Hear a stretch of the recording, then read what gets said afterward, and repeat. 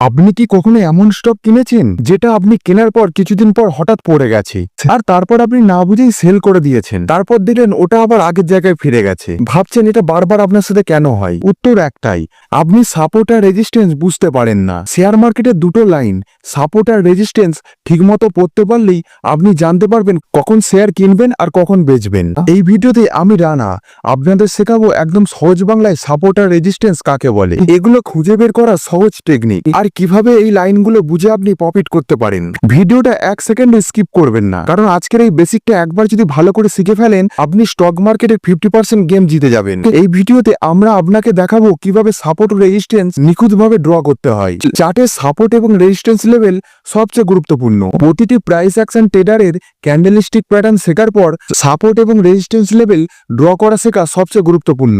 মার্কেটে 90% ট্রেডার এখনো সাপোর্ট এবং রেজিস্ট্যান্স লেভেল চার্টে ভুলভাবে ড্র করে। কিন্তু কেন এটা এত গুরুত্বপূর্ণ? কারণ যদি আপনি সাপোর্ট এবং রেজিস্ট্যান্স লেভেল বুঝতে পারেন, যদি আপনি তা ভালোভাবে চার্টে ড্র করতে শিখে যান, তাহলে আপনি মার্কেটে টপ এবং বটম ট্রেড করতে পারবেন, যা প্রতিটি ট্রেডারের স্বপ্ন। এই ধরনের ট্রেডে অনেক বড় বড় প্রফিট দেখা যায় এবং এতে উইন রেটও সবচেয়ে বেশি হয়। তো চলুন এক উদাহরণের মাধ্যমে বোঝা যাক। এখানে একটি রেজিস্ট্যান্স লেভেল আছে যেখানে প্রাইস নিচে থেকে উপর দিকে গিয়েছিল, কিন্তু এই লেভেলে এসে মার্কেট রিভার্স হয়ে যায়। নেক্সট টাইম যখন প্রাইস আবার ওই লেভেলটিকে হিট করে, তখন অনেক বেশি সম্ভাবনা থাকে যে প্রাইস সেখান থেকে আবার নিচের দিকে রিভার্স হয়ে যাবে। এই ধরনের পরিস্থিতিতে আপনি একটা সেল ট্রেডে এন্ট্রি নিতে পারেন এবং এতে আপনি অনেক বড় প্রফিট পেতে পারেন। একটি বড় ভুল যা প্রায় সকল নতুন ট্রেডাররা করে থাকে তা হলো তারা চার্টে একসাথে অনেকগুলো লাইন ড্র করে ফেলে।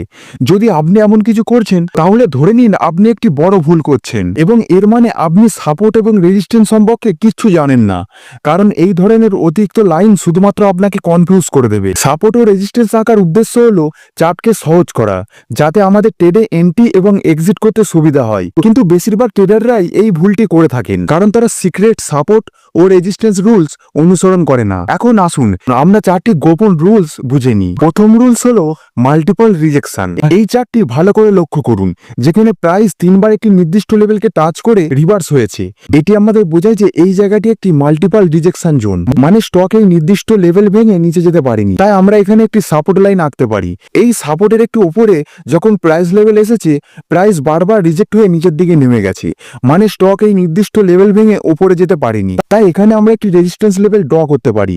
এখন আপনার মনে সবচেয়ে বড় প্রশ্ন আসতে পারে, যেসব চার্টে মাল্টিপল রিজেকশন হয়নি সেখানে আমরা সাপোর্ট ও রেজিস্ট্যান্স কিভাবে ড্র করব? এই প্রশ্নের উত্তর জানতে হলে আপনাকে দ্বিতীয় রুলস অনুসরণ করতে হবে।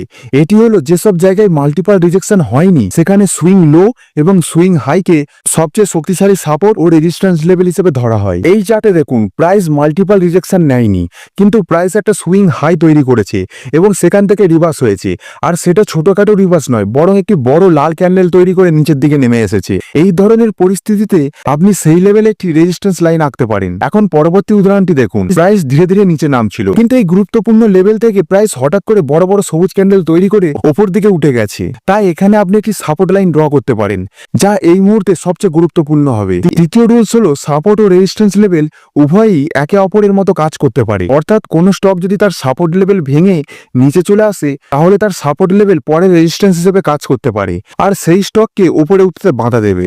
আবার রেজিস্ট্যান্স পরে সাপোর্ট হিসেবেও কাজ করতে পারে। অর্থাৎ কোন স্টক যদি তার রেজিস্ট্যান্স লেভেল ভেঙে উপরে চলে যায়, তাহলে রেজিস্ট্যান্স লেভেল পরে সাপোর্ট হিসেবে কাজ করতে পারে আর সেই স্টককে নিচে নামতে বাধা দেবে। এই চার্টটি দেখুন, যেখানে প্রাইস বারবার এই লেভেল থেকে রিজেক্ট হয়ে গেছে, তাই আমরা এখানে একটি সাপোর্ট লাইন ড্র করতে পারি। কিন্তু যখন প্রাইস এই লেভেলকে ব্রেক করে এবং যখন প্রাইস আবার সেই লেভেলটিকে রিটেস্ট করে, তখন এটি রেজিস্ট্যান্স হিসেবে কাজ করে। আমরা স্পষ্ট দেখতে পাচ্ছি যে সাপোর্ট লাইন ছিল তা এখন রেজিস্ট্যান্স লাইন হয়ে গেছে। এখন আসুন দেখি চতুর্থ রুলস কি। আপনি চার্টে যেসব লেভেল ড্র করেন সেগুলি কারেন্ট প্রাইসের আশেপাশে হওয়া উচিত। চার্টে লেভেল আঁকার সময় কখনো এমন লেভেল ড্র করবেন না যেগুলি কারেন্ট প্রাইস থেকে অনেক দূরে, যেমন এই দুটি লেভেল।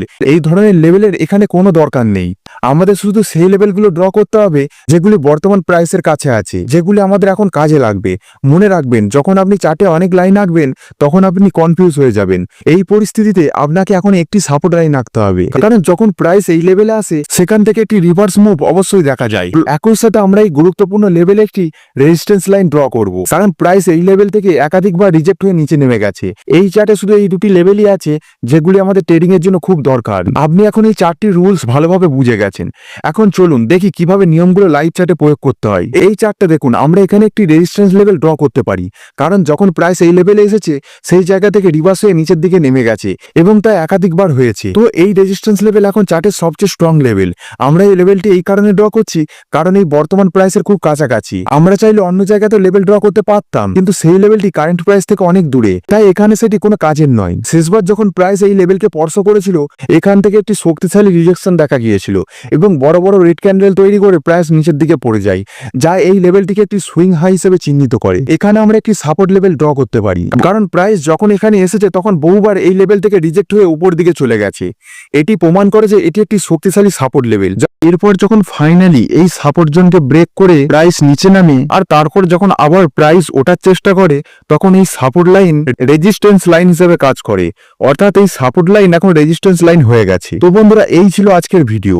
আশা করি তোমরা বুঝতে পেরেছো সাপোর্ট লাইন আর রেজিস্ট্যান্স লাইন কি আর কেন এটা এত গুরুত্বপূর্ণ। আর বন্ধুরা, তোমরা আমার ভিডিও দেখলে মানেই তোমরা শিখে গেলে এমন নয়। তো তোমাকে প্রতিদিন প্রতিটা চার্ট দেখতে হবে, তোমাদের প্র্যাকটিস করতে হবে এবং দেখতে হবে সঠিক সাপোর্ট এবং সঠিক রেজিস্ট্যান্স কোন জায়গায় আছে। আর মনে রাখবে, শেয়ার বাজারের একটাই রুলস, যে শিখবে সে টিকবে আর যে টিকবে সে জিতবে। তো বন্ধুরা, এরকম সহজ ভাষায় ট্রেডিং শিখতে আমাদের চ্যানেলটি সাবস্ক্রাইব করে রাখুন এবং ভিডিওটিতে একটি লাইক দিন এবং কোনো প্রশ্ন থাকলে কমেন্ট বক্সে লিখে জানান। এর পরবর্তীতে আরো ভালো ভালো ভিডিও আসতে চলেছে, তো সঙ্গে থাকুন আমাদের আর সঠিকভাবে ট্রেডিং করুন। ধন্যবাদ।